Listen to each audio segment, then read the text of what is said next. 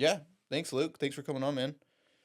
It's been good knowing you. It's coming up on a year that I've known you. We met at the tattoo shop, and then just been growing and doing some other stuff since then. So Literally. yeah, it's been yeah, yeah. I started going to the gym with you a little bit, and you're going to 3D now. So if you ever look at all my podcasts, like half the people are from 3D. It's pretty cool Oh, really? community in there. Yeah, Yeah, nice, nice. Yeah, they're a good group of dudes in there. yeah, yeah, dude. So let's just hop into it. Where are you from, and where'd you grow up? So I would have been born in Southern Cal, uh, Fallbrook. I don't remember being down there. My folks moved up to Northern Cal when I was like maybe 2. Okay. So yeah, small town, Ukiah area, kind of on the coast, Northern Cal. Redwoods, Oh, okay. definitely pot area. My dad was a CHP at the time. So yeah, he had a lot of activities. Yeah, so your dad was a cop then, Yep, highway patrol. yep. Right on. California Highway Patrol. Yep. How long did you do that for? He did that for 18 years. Oh, shoot. Hmm. Right on. Was Yeah. what was that like being a cop's son? So, well, from the coast, when I was 4, my folks would move to Alturas, which is the other. Well, we went from the Western California back to Eastern California when we made that move. So, up in the northeast corner of California, Oregon, Nevada border. So about as far northeast you can go, California. So which is really cool, out of the area, um, middle of nowhere type of thing. So pretty awesome. That's when I would remember my dad really being a cop, more or less. He didn't come home with too many stories. The ones he did usually involved rattlesnakes. Really? Yeah, I don't think of like Northern California as rattlesnake country. yeah, it's yeah. There's a good amount of rattlesnakes. I think he felt those were probably safe stories as compared to some of his other ones. So Yeah. yeah, Yeah. How but was highway patrol life for him? Did he like ever get into any close calls or like anything like that? I figure can't talk. California would have some pretty interesting stuff on the highways. yeah, and that's a big reason why he moved to Northern Cal is to get his family out of that kind of stuff. Oh, okay. Especially in Alturas, there wasn't a whole lot of all these high speed chases and stuff going on. It was pretty low key, a cowboy town type of area, but definitely they had their share of drunks and crackheads as well. It's still California, so Yeah. even though it was redneck, yeah, definitely couldn't remove ourselves from California completely. Yeah. Um, What was that small town life like? kind of one of those things where everybody knows everybody just about. It's growing up there, the ranchers and their families and stuff. And if you didn't know them, then there's usually a connection, like, oh yeah, and or if you saw someone around town, it's like, hey, who's that? Oh, so and so got a new girlfriend from out of town or something. Mm-hmm. Population there is about 2,800. But yeah, it was great. We lived outside of town, and so when Dad would come home when he was a cop, we'd wait in the driveway for him, and he'd pick us up in his car and turn on his lights and come in the driveway. So it was, yeah, we'd get rides in his police car once he came home, kind of a thing. Oh, that's cool. Yeah, Did you have siblings growing up? yeah, yeah. So 2 older sisters and about 5 younger siblings. Oh, dang. So was that 8? There was might be off, 6 younger siblings because there's a total of 9 of us. Oh, Yeah, sheesh. yeah. Dang. So yeah, me and my sisters did a lot. Tree forts, running around looking for arrowheads. There's a 4-year gap between me and my younger brother, so me and my 2 older sisters kind of hung out a lot. Okay. Yeah. What was that like having so many siblings growing up? Um, it was a riot. It was good. I mean, it was good. Yeah, I mean, just um, yeah, lived with it and had a lot of fun times. Had a lot of sibling times too. Yeah. Yeah. Like getting into trouble with your siblings or what? You guys getting into I more got in trouble with my sisters, Oh, okay. my 2 older sisters, because the younger ones, by the time they got old enough to get in trouble, us older ones were kind of helping mediate the situation more or less. So Yeah. yeah. What was some of the crazy stuff you and your sisters got into? Oh boy. Well, we were homeschooled, so it's not like that we did a bunch of stuff in town, kind of a thing. Yeah. But yeah, Well, our house was kind of like Home Alone. I guess you could put it that way. There was always booby traps everywhere.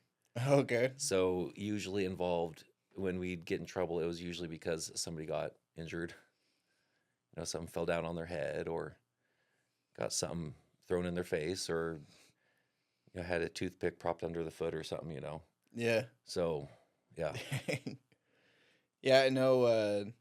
Now you're very big into faith and everything. How was it growing up? Were you guys all into faith then too? Yes, very much so. My folks were raised Catholic, and they were married in a evangelical type of church, and so they kind of merged from Catholicism into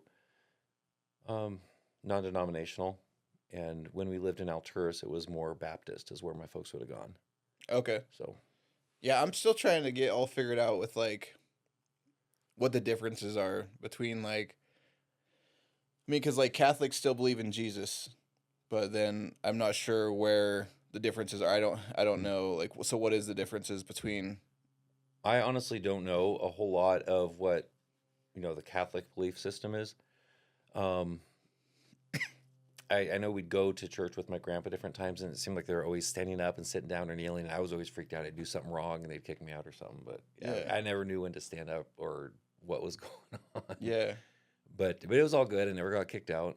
So Yeah, I don't understand a lot of the differences between like the different denominations even in just like the Christian area cuz like you got Baptists or mhm. Protestants and all that and I'm Yeah. just too new to even know what the difference is between all of those right now. Well, and honestly, I think that's a good thing to not be super aware of all the differences because we should, in my mind, we should be focusing on spreading the gospel and pointing people to Jesus and not looking so much at the differences because it's super easy to hyper focus on that. Yeah. And when you do that, then you start using those structures as a form of measurement, as in like, oh, they do this, so that means they're like less holy, or we do this over here, so we're better. Yeah. And we're not supposed to compare ourselves among ourselves, Paul says. So um, I think it's easy to get sidetracked on what our mission is here on earth when we start looking at all the different denominations. Yeah, I heard one of the pastors I like to listen to, Joby Martin, he said one of the greatest accomplishments that the devil ever had was having denominations and Yeah, separation in between everybody. yeah, that's an interesting thought. I haven't spent a whole lot of time kind of looking into that thought to see if I agree with that, but off the cuff, it sounds a very straightforward way to put it. Yeah. Um, I mean, I don't have a problem with folks living the way that if they feel they need to live a certain way, like, hey, this is how somebody needs to live. Hmm. That's between them and God. Yeah. So, I mean, I get that, but when that's used as, like I said, a measurement of righteousness, Yeah. as in because I do it this way, Yeah. I am now up here and you're down here, type of thing. Right. That's where Satan has fun. I'll put it Yeah. that way. Yeah.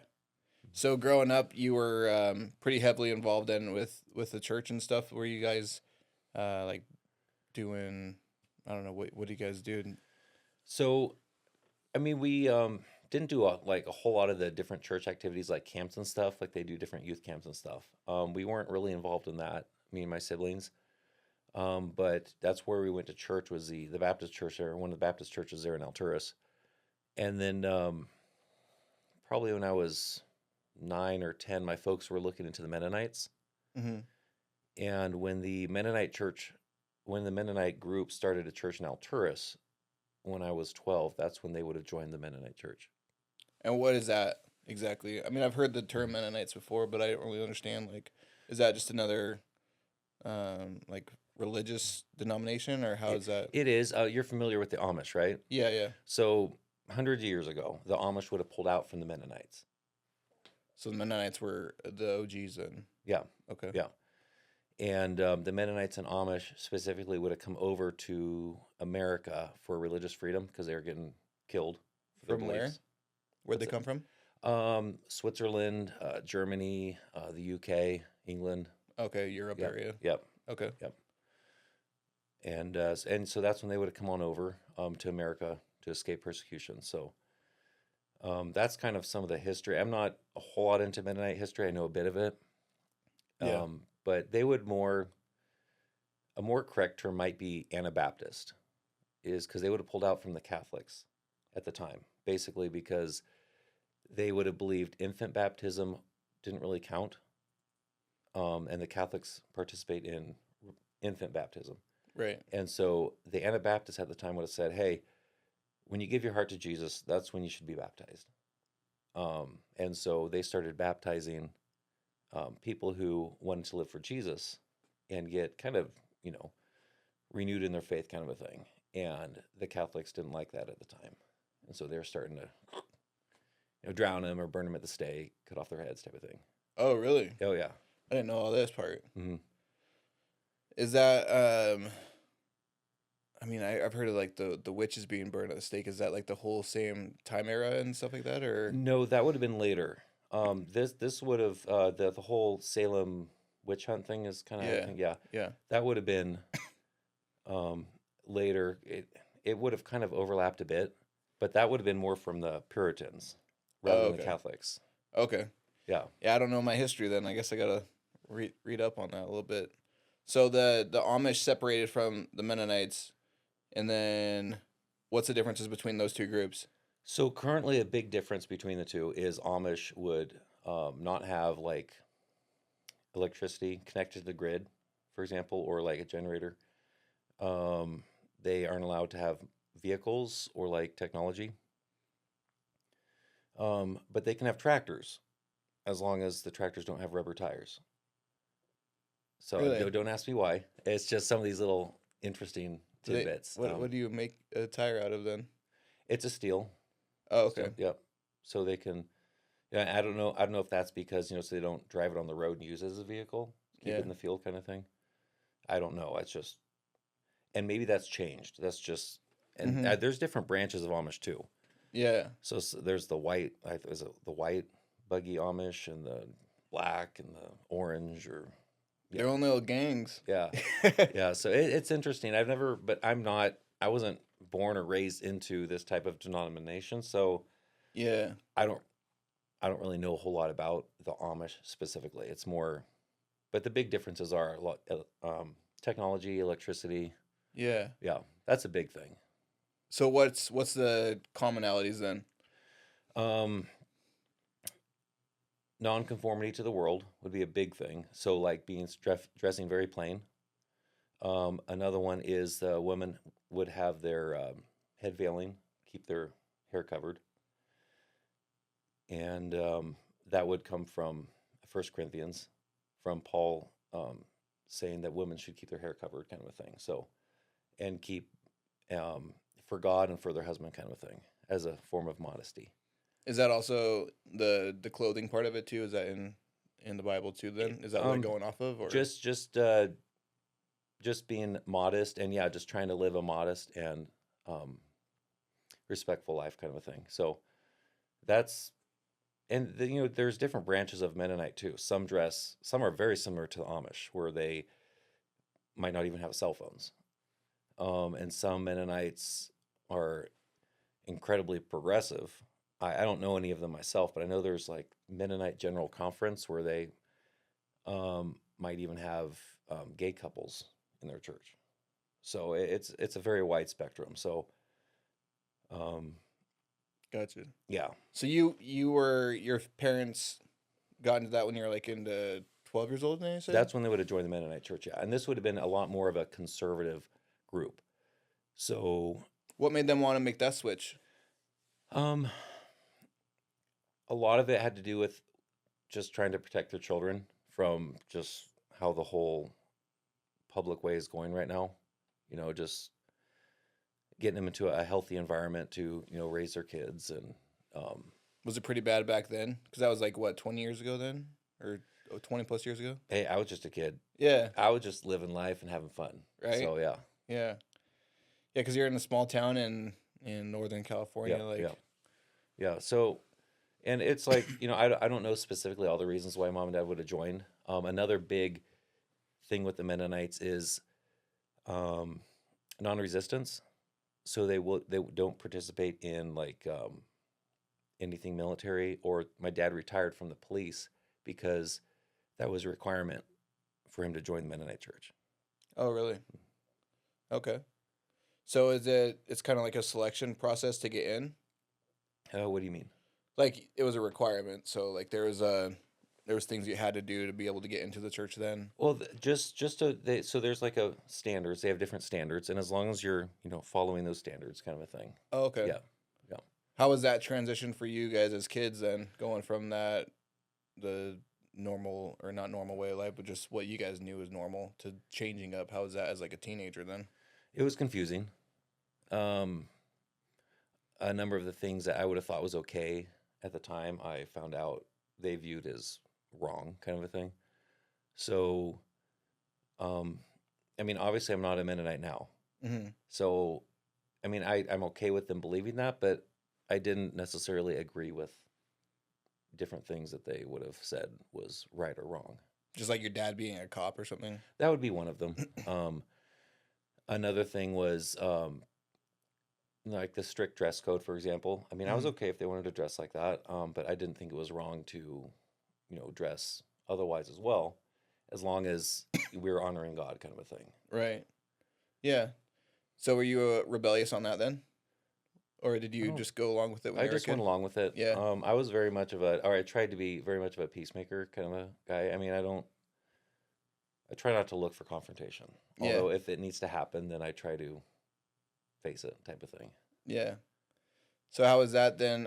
Was it like you guys moved to another community, or were you guys still in the same spot? You just Same spot, was the church was same different. The only spot. thing that was different was the church then. Yep, yep, yeah. It's just right there in that community. And it was a very small church, and they started their own school. And so from sixth grade to ninth grade, I would have been in the Mennonite school. Okay. How was that? Um, Interesting. Yeah. Well, so Um, well, the one thing being homeschooled is I always wished I would have had more peers, friends, kind of a thing, because it gets kind of lonely. You don't. I mean, you have your siblings, but you want friends your age, kind of a thing, to guys to have mud fights with or yeah. do stuff with. So, um, then going into the Mennonite school, I had two other students in my grade the first year. And the second and third year, the school size decreased pretty much after that to where it was just me, my siblings, and one other student. Oh, really? Yeah. So it's like homeschool It away was from. just like homeschool with a Yeah. private tutor, basically. Yeah. Yeah. Yeah. So but that only went till ninth grade then, and then Yeah. you had to go to a regular high school. No, that's when I graduated. Oh, you graduated in ninth grade. Mhm. Yeah. Dang. Okay. So your manhood then started at like what 15, 16? Because then you go and get like a real job and stuff then, or what? So I would have worked summers on a haying crew for a local farmer. Okay. Before that, like when I was maybe probably 13, 14 is maybe when I would have started. And then when I was 15 and graduated school, that summer then I would have been on the haying crew all year until it shut down. The tilling part shut down maybe around, it just depends on the rain, but like let's say October. And from Mm. there during the winter, then when I was 16, I worked for a guy who had a furniture shop, helping build furniture. Okay. Yeah, I did that for the winter until haying season kicked in again.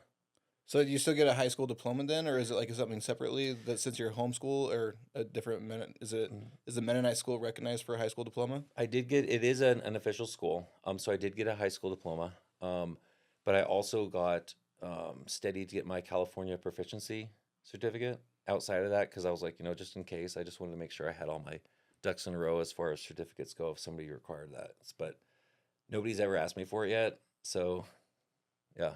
Okay. But I do have that California proficiency certificate in my back pocket if I need it. So what do most kids do after they graduate then at 15? They work for either their dad or work for one of the fellas in the church. It might be a mechanic, maybe a lawn care company, or like me, custom farming. Okay. There's a lot more of that where more Mennonites are back east. A lot of dairies and farms and stuff. So yeah. Because you never really leave that community then? Is that like the Amish thing too? Because I know like they have, once you're pretty much in that community, you stay there. Well, the Amish, they have Rumspringa, right? So you can leave for an amount of time. I don't know what the exact rules are on that, but then you come, either you stay with the common world or you Mm. come back to your community, right? So I'm not too familiar with that. Mennonites generally don't do that, so I'm not too familiar with Oh, okay. what that consists of. Gotcha. Um, but I mean, but you can. I mean, I worked for a year in Kentucky when I was 19, 20. That's where I would have met my wife to be. So Oh, okay. yeah. What got you to go out there then? There's a Mennonite publishing house, Rod and Staff. It's somewhat famous for its homeschool literature, and they wondered if I could work back there for them. It's semi-volunteer. I mean, they do give you a wage, but it's pretty low. And Yeah. then they have room and board. So Okay. yeah, I worked back there for a year in Kentucky. It was really enjoyed it. Okay. Yeah, And you said you met your wife then? yeah. All right. How'd you meet her? She worked there as well. Yeah, I worked up in graphics design, and she worked down in bindery. It would have been called, where they actually make the books. Oh, So I okay. was like designing the books, and she was with the crew down there making them. When you were growing up, what did you want to be then? What did you want to do for a living? Boy, um, that's a good question. I honestly don't know. I was just living my life. I didn't. Yeah, I didn't really think about it. Just going through. Yeah, just trying to get through life. All right. Yeah, I mean, most people like they just have like some kind of a. Well, I guess because your dad was a cop, so I thought maybe like you would have had maybe any kind of a wanting to do the cop thing, or no, I guess because when you're a Mennonite, then that's just out of it. Yeah, yeah. See, my options I felt were kind of limited, um, because you know a lot of the things the Mennonites would have done at the time would have been like family businesses kind of a thing. So I Mm, wasn't quite sure what would have been allowed. So that's kind of why maybe I felt a little bit in limbo. gotcha. Yeah. Okay, cool. So you got that opportunity then to go out to you said Kentucky, Yep. right? Okay, and then you met your wife. What was it like when you met your wife? Um. Well, she seemed like a nice girl. First time we would have met would have been in an elevator when we were going to sing at a nursing home. We'd the youth group from the church there would go sing at the hospital and at the nursing home on like maybe Sunday evenings or something. Okay, And yeah, so about the first 2 weeks after is when I would have, yeah, been in a youth group. And yeah, because she would have been teaching school at times. She was a teacher. She taught school in the winters, during school season. Then in the summer, she'd work at the place where I worked. gotcha. So you guys go and what was it, singing hymns or something? Yep, yep. Nice. Brought a few hymn books, and Mennonites are very much into 4-part harmony. So it's all a cappella, no instruments in church. Oh, really? Mm-hmm. Nothing. Okay. Yep. So it's how does that work? You guys just straight sing, or is somebody like doing? I don't know how this Yeah, works. yeah. So No, yeah, no. Go for it. So like you'd say acapella, so I'm just thinking of like the movie Pitch Perfect of like they have some people that are like doing like noises and it would okay, sound like music, and then you have people that are singing okay. or So no, definitely no beatboxing. okay, Um, yeah, so in a Mennonite church, the seating is segregated for the most part. So the women sit on one side, men on the other. And let's say the service starts, church service. So you have a song leader that go up. Maybe a modern term would be a worship leader, hmm, and he'd blow the pitch and start leading time. And the men would sing tenor, which is higher, and bass, which is lower. And the women would sing soprano, which is higher, and alto, which is the lower part on the woman's side, and just harmonize with the different notes in the songbook. okay, Yep. yeah. I know you when you get to talking, like you know all the songs and everything, like you and Jim, Uh, you know. a lot of So hymns, yeah, I yes. don't Yeah. even. I'm like, what are they Yeah, talking yeah. about? A lot of the old famous hymns. I love a lot of those hymns. Just really deep. I had a guy recently explain it to me that these old hymns were written in a way that you could know the gospel just by singing the hymn, because a lot of people back then didn't know how to read, but they could memorize like a poem, for example. Mm. So a lot of these old hymns, by the time you were done with the hymn, you got a pretty good picture of the gospel. So that was a interesting, and I was thinking about that. I was like, that's true. Old rugged cross, amazing grace, nothing but the blood of Jesus. A lot of those good old faithfuls. Yeah, yeah, that's cool, dude. So, at what point did you start to do your own thing in life? You mean like as far as work goes, or pull out for the Mennonites? Yeah, like because you did the 19 to 20, you were in Kentucky, and then when you came back, what'd you do after that? So I went back to the farming.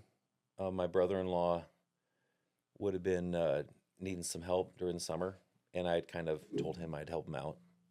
Okay. And so, yeah, after my stint was up there for a year, I told Rod and Staff, the place where I worked, that I'd work for him for a year, and then after that, I needed to help my brother during the summer, brother-in-law. So, yeah, so What'd you guys farm? Just hay? um, alfalfa, triticale, wheat, a lot of grass, meadowgrass, orchard grass, yeah. Um, and then once haying season was done, then we do a lot of tilling in the winter, plowing, disking, all that kind of fun stuff.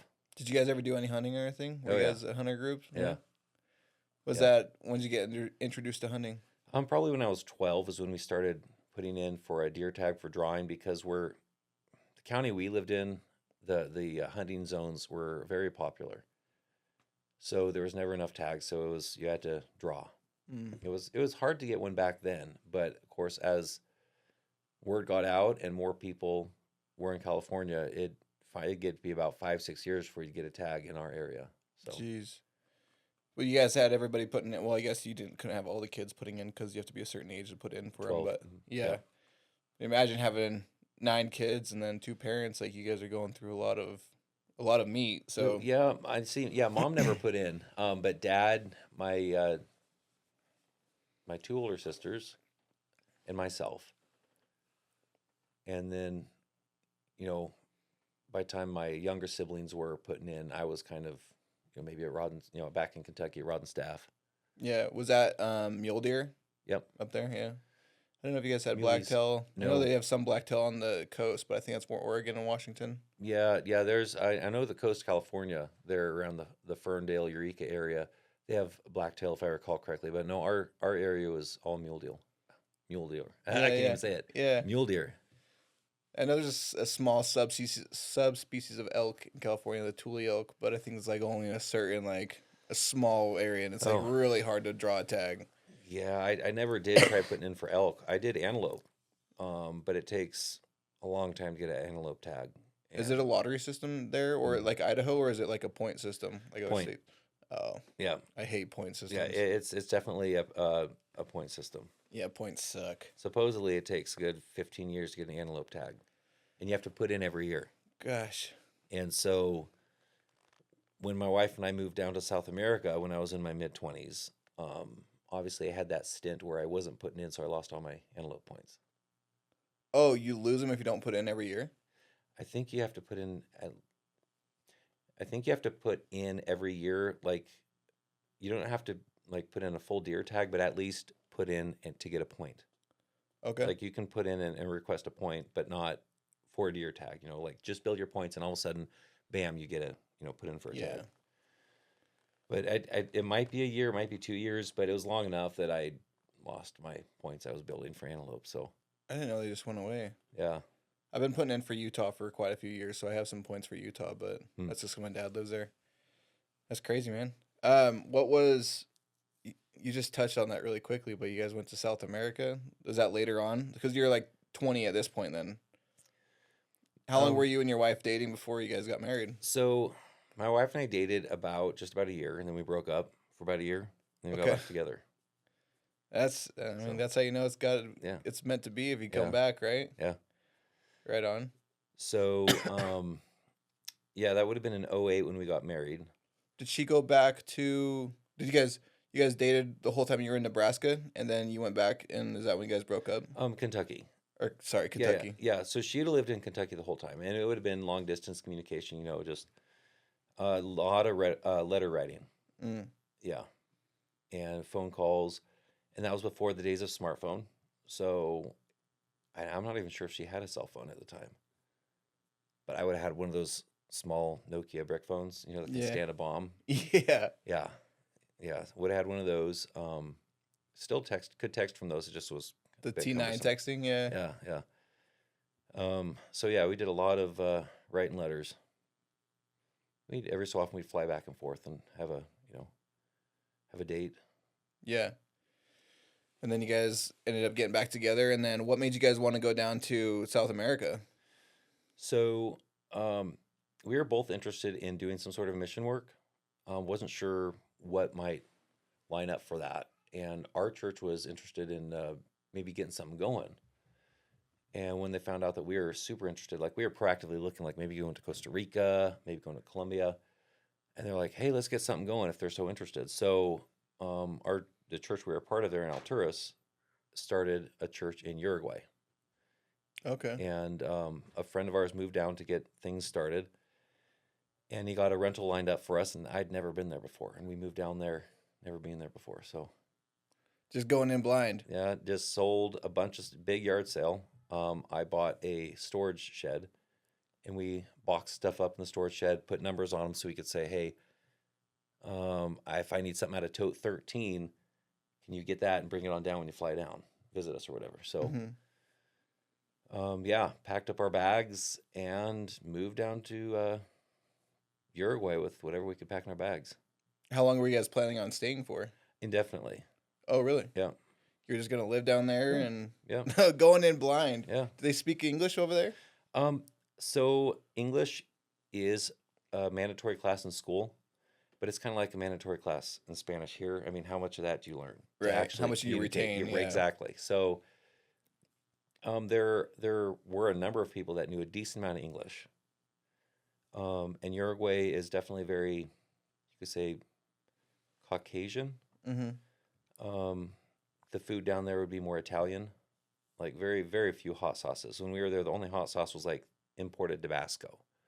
So I was missing my Mexican foods, tacos, burritos, quesadillas, just all sorts of that kind of stuff I'd have been raised on because my folks were raised in Southern Cal. So that was just a staple for us. Yeah, yeah. So that was an interesting new way of life. What was your wife thinking about the whole thing about moving down there? Was she all down for it Oh too? yeah, yeah, very much so. And you guys are married at this point, right? Yes. Okay. Yeah. And how old were you? Oh boy, we would have moved down there in 2011, so I would have been maybe 20. 15 years ago? Yeah. So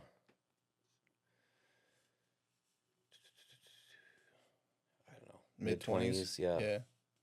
Young, Dang. younger mid-20s, something like that. That's a big move. Yeah, it was a long flight, and then I And lost just our everything passports that's on on the your way down. back. What's Oh, that? really? You guys lost the passports? Well, I put them in. I put them in one of our bags, our carry-on bags. I was like, let's keep them safe here because I don't want to lose the passports. Yeah. Well, then that flight was so full, they wanted our bags to be checked in. But when we got to the gate, and I didn't realize that one of the ones they took to check in was one that had our passports in it. And so that flight, it would have been from like Los Angeles down to Montevideo, Uruguay, but the layover was in Panama. So we get to Panama, and I'm trying to find my passports. I can't find. I'm freaking out. I'm like, God, I don't know what we're gonna do. We don't have no money. We just sold our stuff. We don't even have a place to live anymore.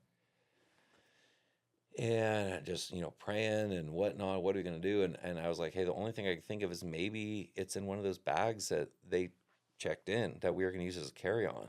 And so, because if we couldn't find our passports, then we would have been escorted to the embassy, and who knows what, somehow or another we would have got shipped back to the U.S. with all this baggage that was now going to Uruguay. But yeah, they were able to bring in that check bag, and thank God the passports were in there. I told my wife, I said, who knows, they might not have been in there. Maybe an angel just stuck them in there quick. I said, I don't know where those passports were. I don't care, but we got them. That's all that counts. Jeez. So it was super stressful, but we got down there and moved into the house that was picked out for us. It was an interesting house. What was that like? The house? Yeah.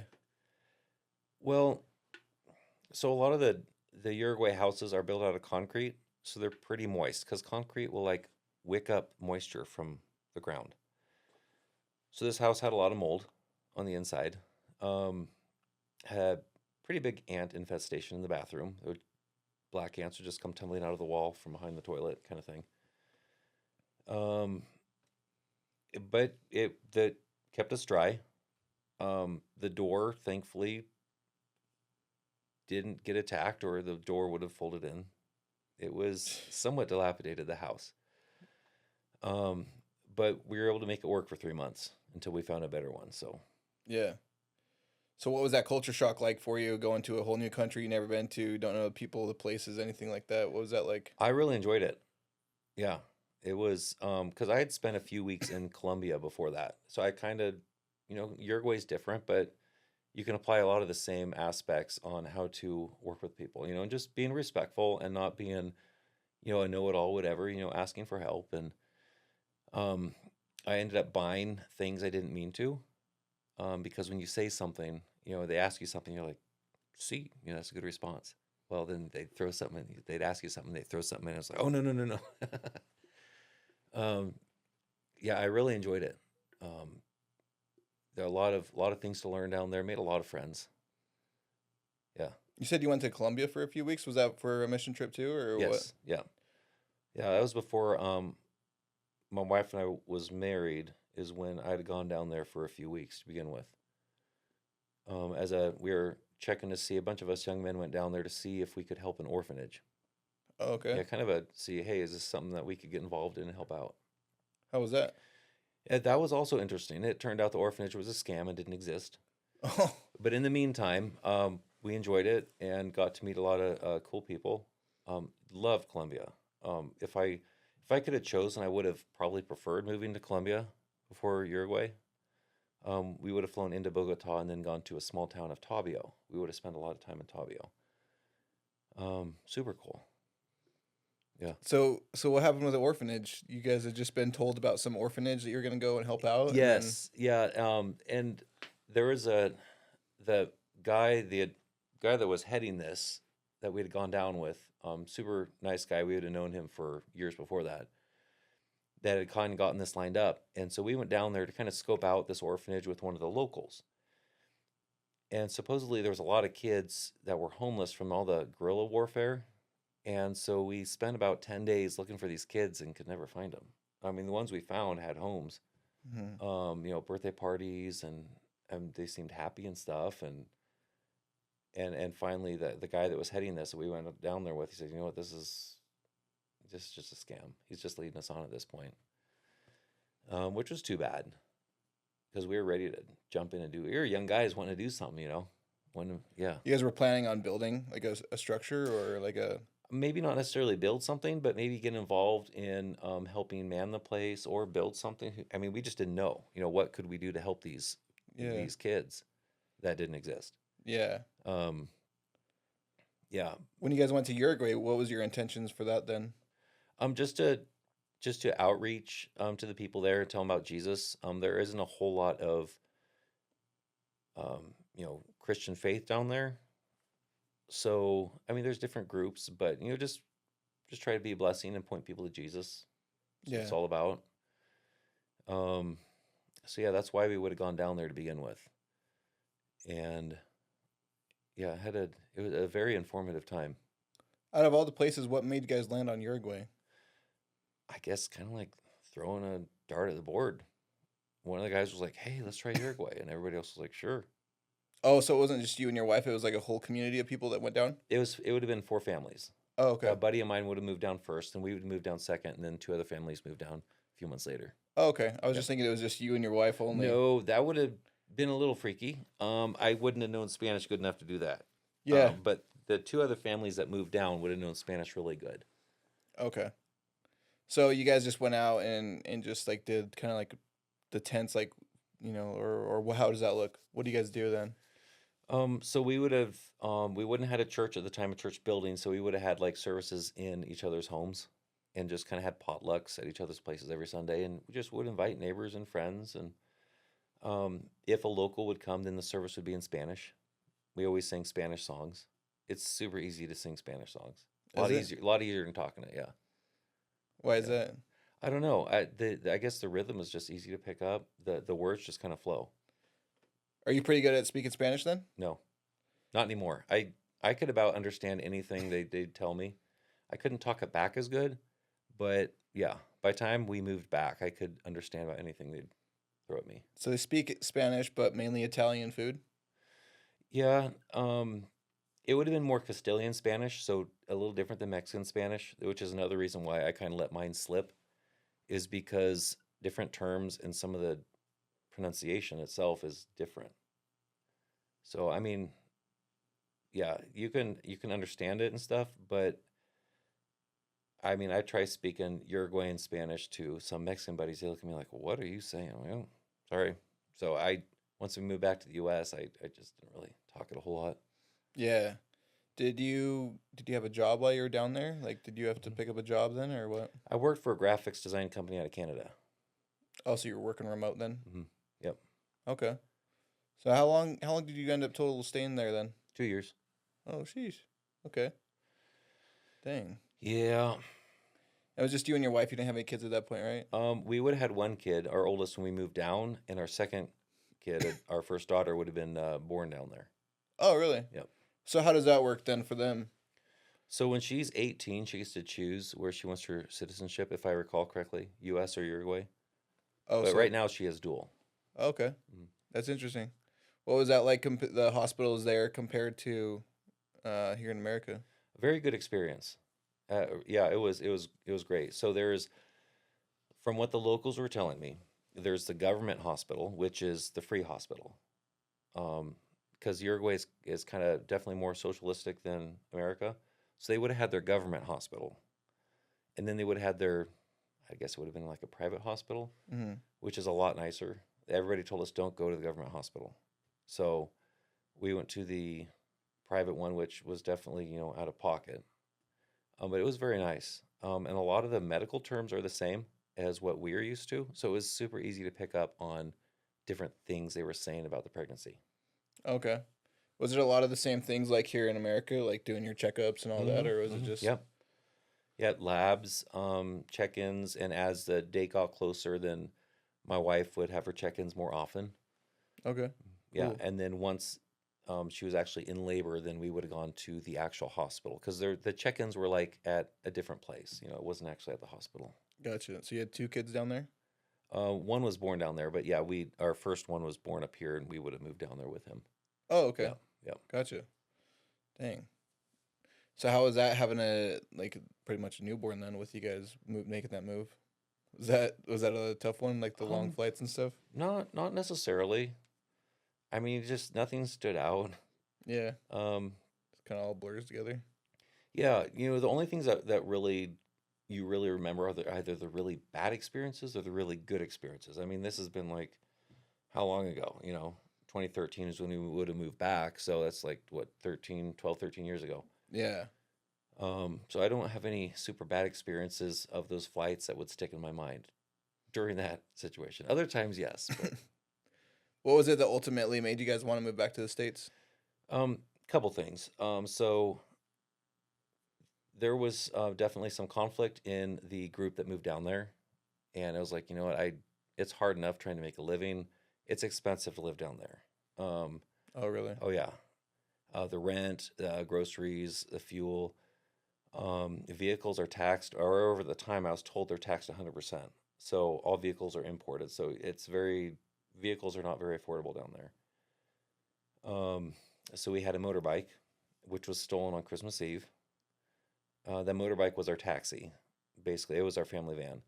So I'd drive, our oldest would sit in front of me, my wife would carry the baby behind me, and that's how we got around town to Oh, church and dang. everything.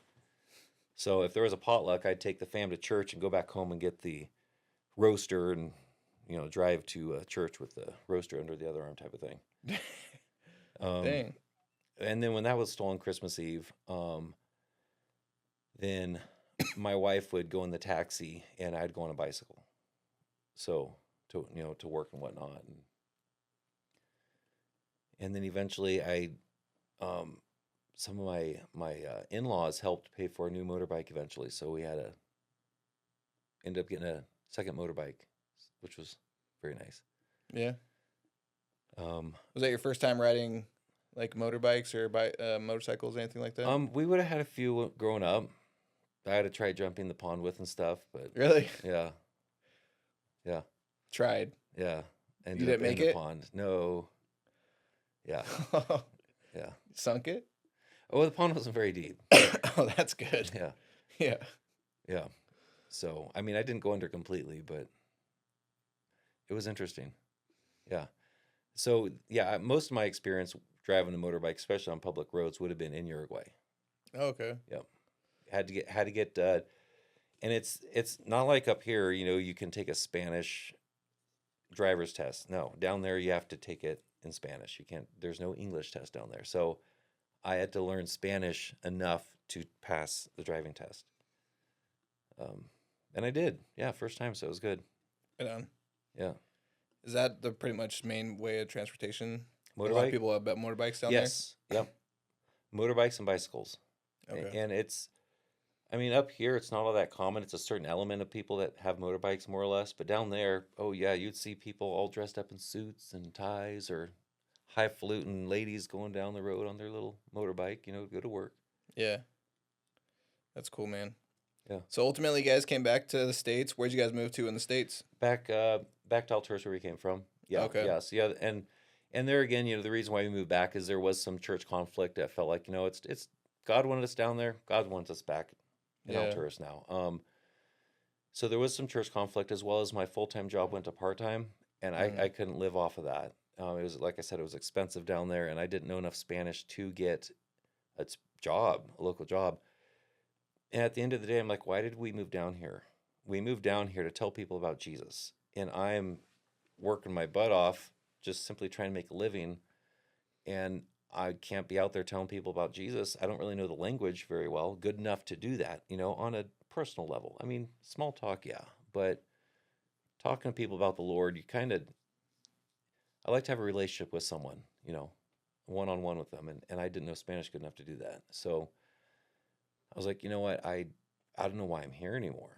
I mean, I came down here to tell people about Jesus, and I'm not doing that. I'm in a stressful situation at church, and I now only have part-time work, which I can't live off of. And I told my wife, I said, you know what, I think God's wanting us to move back, and so we did.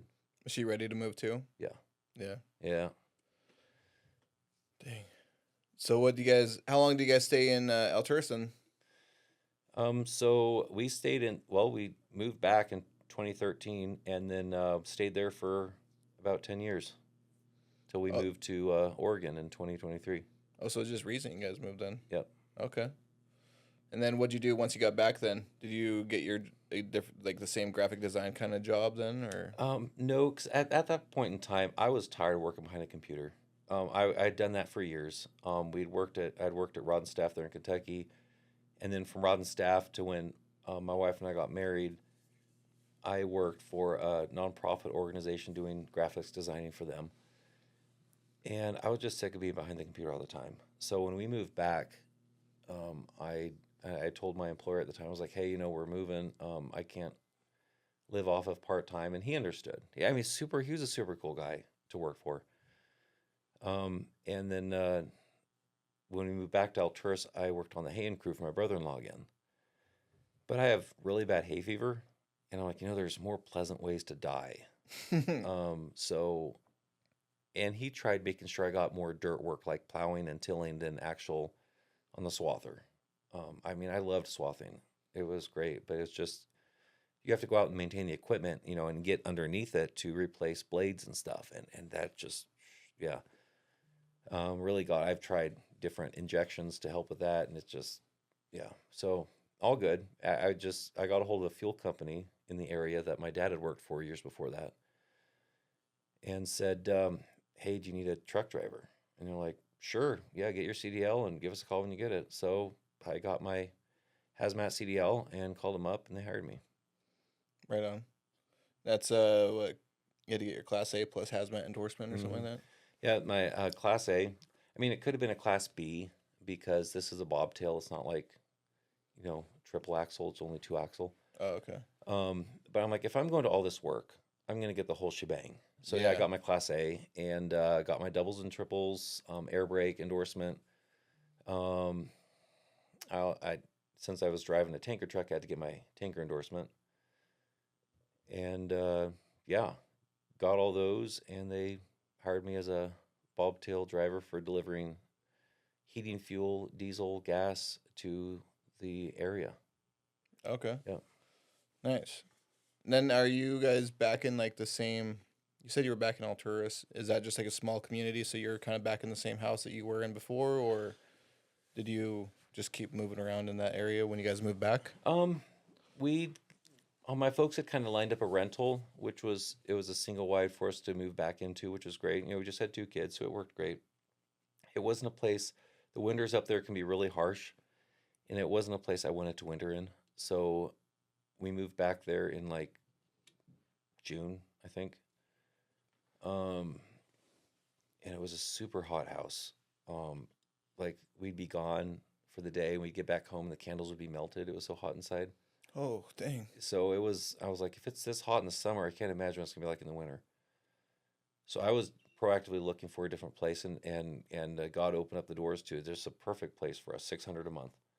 There's a 3-bed, 2-bath. We could afford it, and we lived there for about 7 years. So it was a great place to, yeah, raise a family and kind of out in the country a little bit, not too far from town. So I only had like Yeah. a 5-minute drive to work.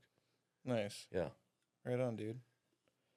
So how was it, being a dad at this point? I mean, you were a dad for already, but like, Yeah. how was it being a dad? Um, I mean, great, I think. I mean, definitely a learning curve. I mean, It's crazy. They just throw it at you. yeah, I mean, Don't the give you thing any is, instructions or every nothing. kid is so different. I mean, because we got 8 kids, and you get the first one figured out on how to raise them, and the second one's completely different. Mm-hmm. And so it's like, okay, so there's these two different extremes, and then the third one comes.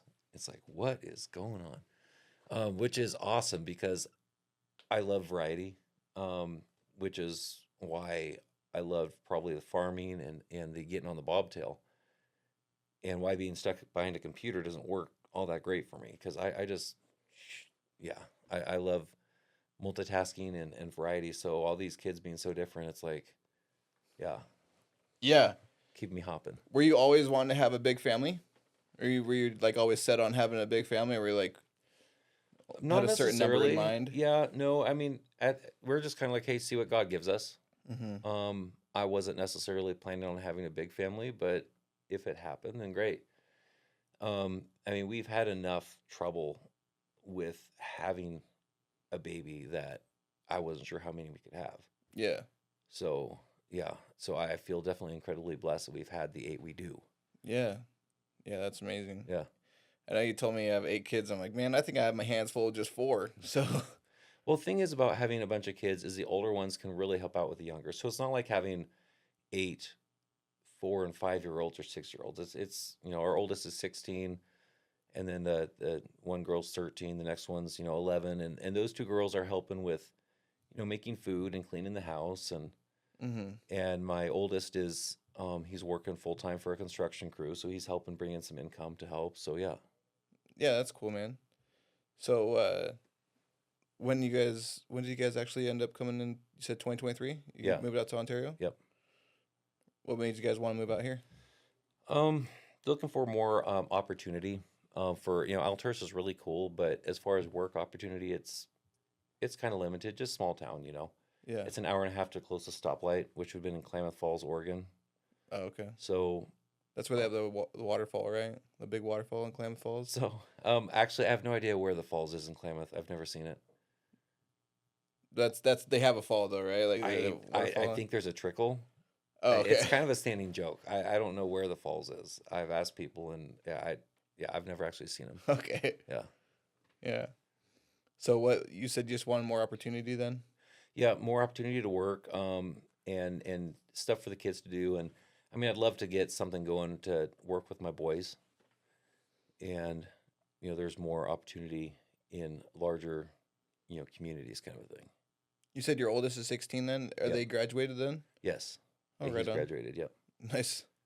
So what would you like to do with your kids? Like, what do you guys want to do as a company then? Is that what you want to do? Oh, just something to it's just something to do with the boys to teach them work ethics and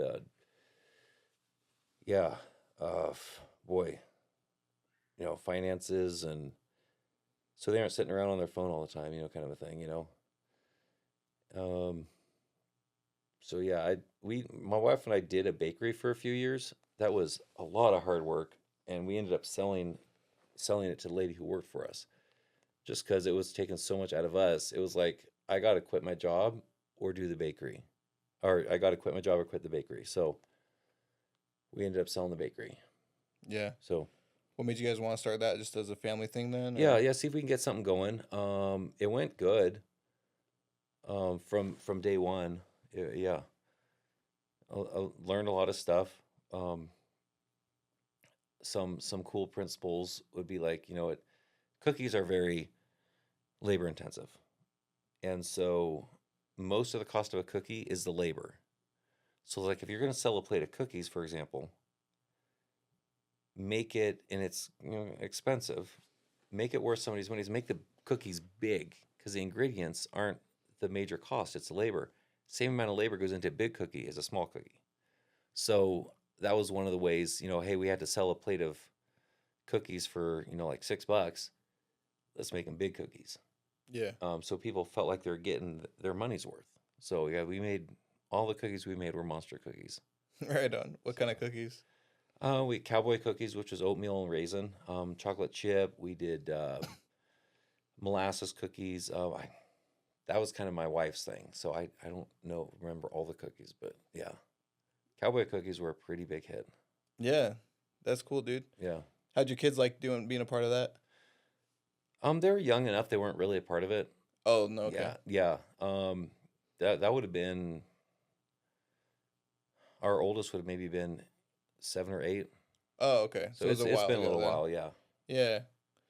Yeah, that's cool. I have a buddy that he has a sourdough company inside of his house too, and he's got a couple homeschool kids, Mm. and they kind of just made it their own thing during COVID, and then it's just grown, and it's been cool. He said because then he could teach his kids about how to run a company Mm. and how like margins and everything else like that works, and just responsibilities, and Is that they're the Quentin? ones that are doing the sales at like going to like farmers markets, and they're the ones actually having to learn to talk to people, Okay, and that's cool. yeah.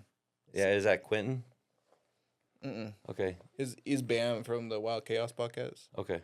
Yeah, and so it's pretty cool. Like I'm thinking about like, oh, how can I, you know, introduce that to my kids because I think that's a great skill Yeah, for yeah, our an kids to awesome be able to. concept. Yeah, for Yeah, us. anything hands-on like that. I mean, I like to think of, let's say our infrastructure happens, something happens to it, and we need to rely more on ourselves than we do now, be it growing a garden or hunting, or just knowing how to make a meal out of the basics, or knowing how to make bread, you know? Yeah, yeah, that's really cool. I've been buying everything, man. I'd love to learn how to do that Mhm. stuff, but I think it's a patience thing too. I just don't have the patience yet. Yeah, well, maybe you can ask him for some starter. I don't know if he'd share any of it, but Yeah, I've never even honestly. I can't say I've ever just bought a sourdough loaf. I don't know. I've had okay, it maybe like once or twice here at okay. the they ask you like what kind of bread you want with your breakfast or something, and I'll like throw in a sourdough every once in a while just to Yeah, switch it up. I But usually pick sourdough, yeah.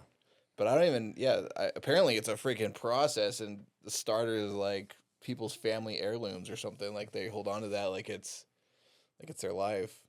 Yeah, definitely some people do. I mean, I know there's different folks in the Mennonite community that have starter for years, and they'll hand it out. It's like, hey, can I get some starter from you? Oh, sure. And they get you some What starter. is it?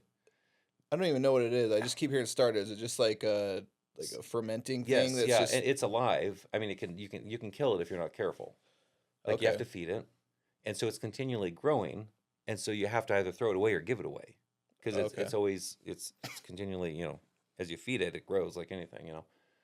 So yeah, and I know some people have killed theirs accidentally by not feeding it enough or feeding it too much. So I mean, because it's like yeast, for example. You know. Mm-hmm.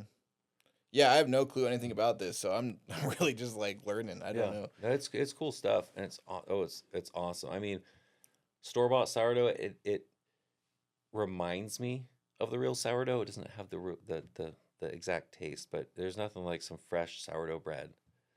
Yeah, the store bought sourdough is like a hint of what it actually is. I'll put it that way. Yeah, actually, I think I have tried store bought, Mhm. but yeah, I have no clue. I'll have to try it. I know he always has like all these crazy different like sometimes he'll do like pepperoni and cheese, and he'll do like a white raspberry and or like white chocolate and Mm. raspberry or like Mm. and then just like original stuff. That sound But good.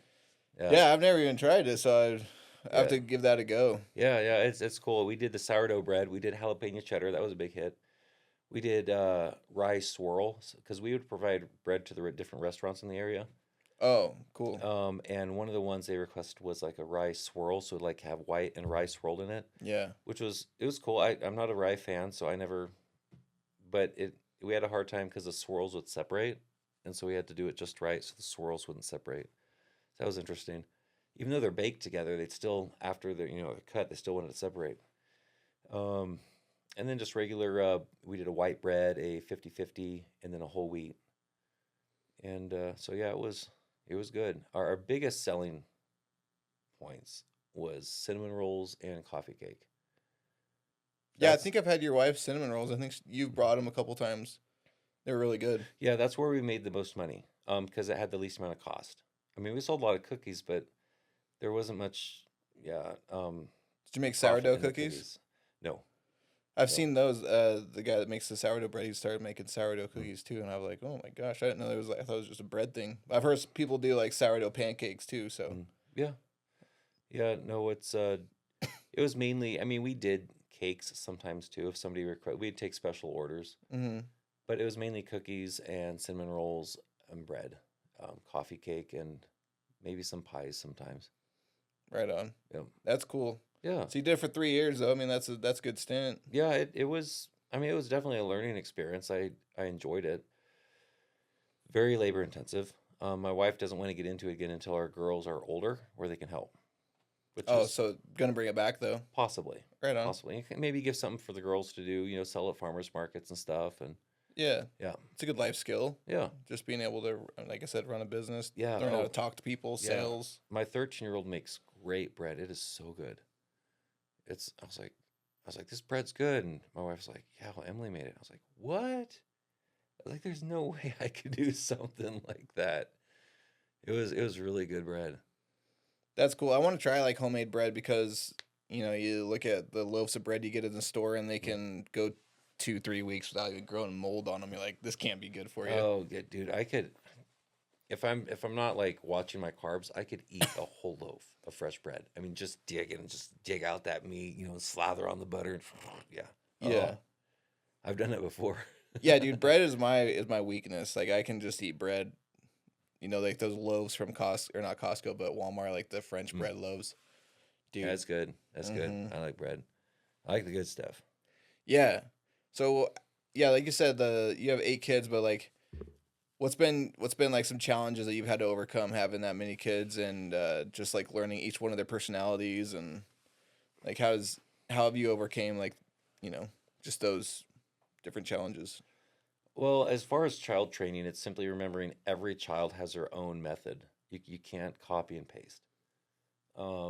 Some children need to be how do you say kind of dealt with more in a firm way, hmm and others just simply looking at them will about break their heart. If you look at them with the kind of look, it's The like dad just look. they just wilt, and it's like Yeah. sorry, I didn't even say anything. Yeah. Like my year and a half old, if she's hollering or something, I look at her and I kind of frown. hmm And she just starts wailing and goes running to her mom and hides her face in her mom's dress. And I'm like, I didn't do anything. I just looked at her. Yeah. Um, but some of the others, it's kind of like, there needs to be consequences for, just being a kid, basically, fights Yeah. or doing things that are irresponsible that they know better. And it's just a big thing for me too is remembering not to react out of anger because it's hmm super easy to get frustrated at kids. Depending on it is easy for me, I'll put it that way.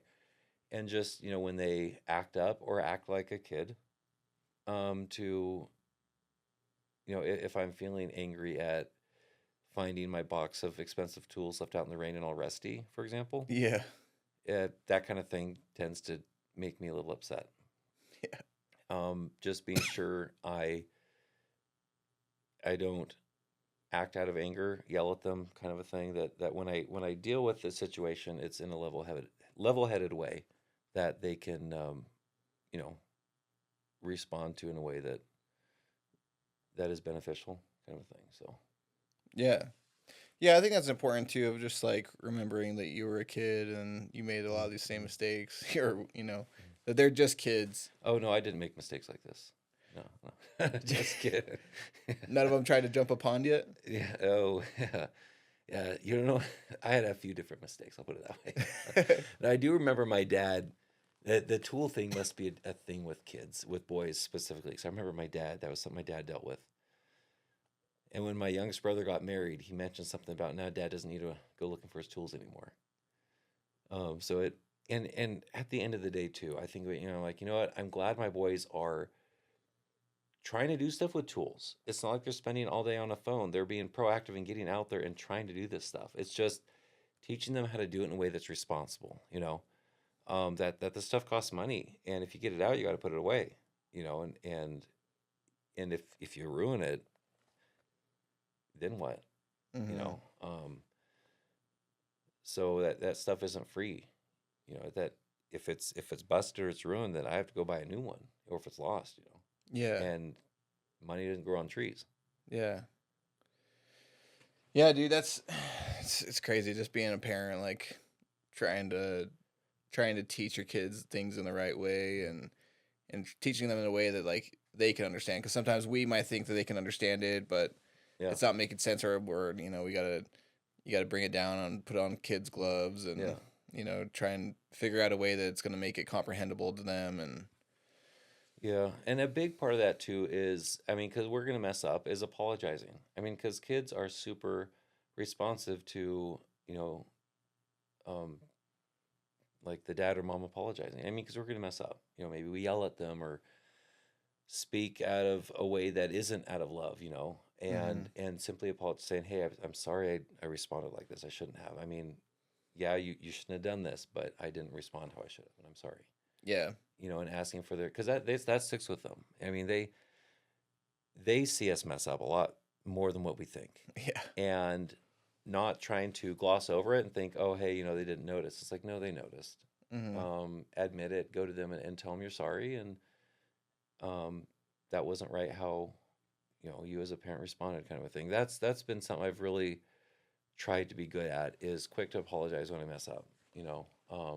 Want to let my kids know that isn't how I should have responded. So hopefully that'll help them when they're a parent.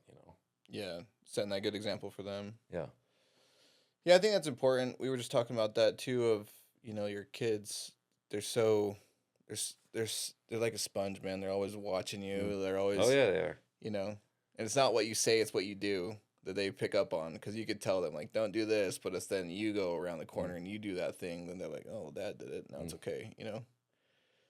It's like like in the fitness realm, like if you tell your kids like to eat healthy and stuff, but then Mm. you're not eating healthy yourself, then of course they're gonna look at that and be like, well, it's good enough for him. A lot of times your kids idolize you, Mm. so then you're like, oh, well, now I can do it because dad did it. Yeah, So yeah. we got to set those examples for them, and like that's the fitness side of it. But I think it's just anything else. I've been appreciative of my kids, like if they call me on stuff. Like I make a mistake, and I want them to know that I respect them for having like the courage to come and tell me like, Dad, you hurt our feelings Mm. when you reacted like this, like, Mm. because I don't want them to always, or to think that just because I'm an adult they can't come and tell me, Mm. or I want to have a better relationship with my kids, that if they feel offended or anything, like there's times to be a dad, and Yeah. like they're gonna have hurt feelings, it's fine. But when there's times that I know I did what I was wrong and they know I did what I was wrong, and then they come and tell me Mm. like I'm proud of you for letting me know that, because that took courage. And I don't want you to get a job later on in life and just never say anything, because you know even if they're wrong, you're not Mm. going to say anything because they're your boss. Yeah, you yeah. know And that's the thing too, is I'm like, if I'm trying to build this relationship with them now, so that down the road when they need to talk to me about maybe something they're going through, they feel like they can talk to me without me. Like maybe they messed up as a young adult, for example. They did something they knew they shouldn't have. hmm. And I want them to have the freedom to come to me and talk to me about it, knowing that I'm not going to overreact, that I'm going to that I'm going to love them regardless, you know. Yeah. Yeah, you But may not like what they did, but you love them. yeah, And you want to help them out in the best way possible. exactly. So anyway, and it's building that relationship starting now to work toward that kind of a thing, because yeah, I want them to have that comfort when they're older, and that's through years of trust. You know, it's not something that comes overnight. Yeah. What's your favorite thing that you get to do with your kids as a family? Just like as an activity. Yeah. So when we lived in Alturas, me and the kids loved fishing. That's what we did. We spent a lot of time doing that in the summer. Because I used to hunt a lot, but you can't really go hunting with kids very easily. Yeah. You know, Especially when they're young, too. yeah, you know, in a duck blind when it's like 0 degrees. Yeah. Getting them to be quiet and stay right, still. right, or out in the middle of the river and waders. You know, it's not something. Yeah. Anyway, so, and I wanted to do stuff that included them. So yeah, fishing was something that they enjoyed, and just they're not necessarily looking for a trophy. Just something that bites and you can pull it in. You know, even if you throw it back in. I mean, a trophy's good, but Yeah. anything that bites, they're cool with. Right. So we did a lot of fishing when I lived in Alturas. You know, a lot of bass. I knew a lot of the bass areas, crappie. I grew up on trout, so I'm kind of trouted out right now. Mm-hmm. But I definitely knew a number of places to catch trout, so we do that too.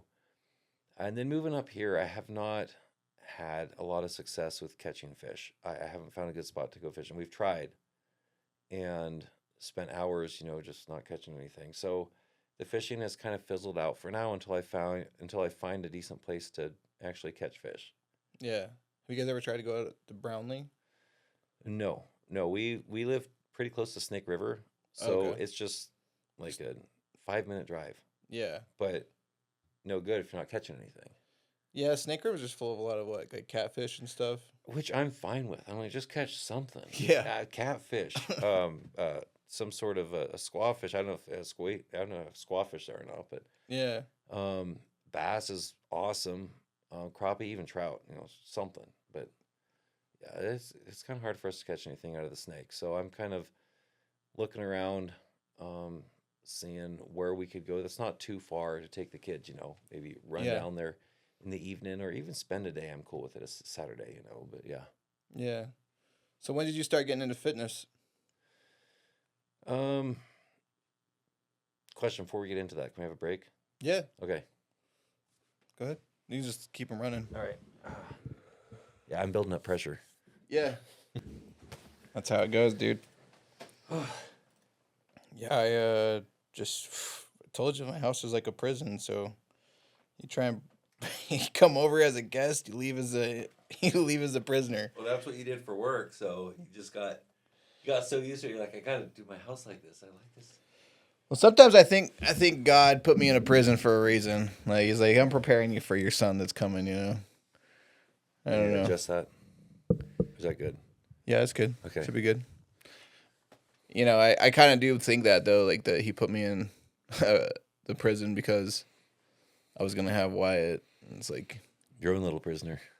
well, just like security purposes wise, or you know, like he's gonna be a runner or something. Like so, you're gonna have like I'm calm under like pressure situations. Like if he gets out the door or something, I can go and get him, or Yeah. you know, I'm not freaking out. The one time he got out and almost got hit by a car, I definitely was freaking out, or you know. I could get that. I didn't. And actually, I kept pretty calm during the moment. But after I picked him up and I was like holding him after what happened, then it hit me. It's like the fight or flight. Like I went after him, but then as soon as the adrenaline wore off, I was like, "Holy shit!" I could have just lost my kid like within half a second. Dude. No, that's freaky. And then it's like, do you have that like period of looking to blame someone or something? Like now that the initial thing's over, and it's like, whose fault was this, or why did this happen? Well, I mean, he could open the door. He opened the door on his own, and we didn't know he was a runner at that point, so we didn't have like all the child locks. He was only 2, Okay. so it wasn't like he was 4 or 5, or I wasn't expecting.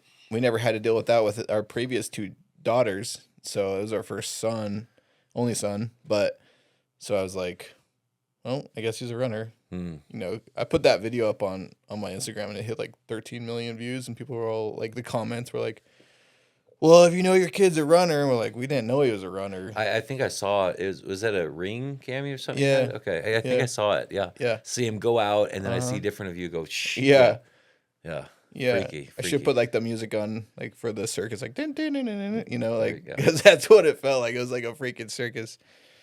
Yeah. But No, we don't. We don't have any problem with that necessarily, but I do have like the childproof things on our doorknobs because our mm-hmm, daughter is an escape artist. Our mm-hmm, youngest, yeah, she's a year and a half old. She loves being outside. And we live right by a dirt road that is a public road. yeah, For the most part, our neighbors and everybody's super cool. We have one of those little like green, neon green men out there holding a little flag saying slow. yeah, And so that's good. But the like UPS, FedEx, Amazon, they're the ones that can come blazing through so fast, you know. yeah, And I know they're just trying to get their route done. I know they're not. I know they'd hate to hit a kid. I know we'd be, absolutely devastated, and I know they would be too. But it's just like, I know you're not thinking about it, yeah, but there's a reason this little green dude's out there. I mean, we mm-hmm, got little kids out here on this very rural road. We don't get a lot of traffic, so we're yeah, not used to seeing cars on there. yeah, And all of a sudden, have somebody go blazing past. I mean, the one guy went past. I flagged the one Amazon driver down. He went zipping on past. I saw him come back, so I went out there. And I was like, hey, could you drive slower? We got kids here, and as we try to keep them off the road, but there's bushes right here, and we have a year and a half old that could just step out. And he was super apologetic, super cool about it. And he was like, I was just going with what the phone said, which is what, 55 probably? On this dirt road that has potholes right by our house. oh dang, Yeah. So I'm like, yeah, if you just think about it, that'd be great. yeah, I mean, I wasn't like all mad at him, yelling at him and stuff. I kind of felt like it. Um, but I was like, he's just doing his job. I mean, I've been a delivery guy, so I know what it's like. You're trying to get your stuff done in a day. mm-hmm, You have a route you have to get done.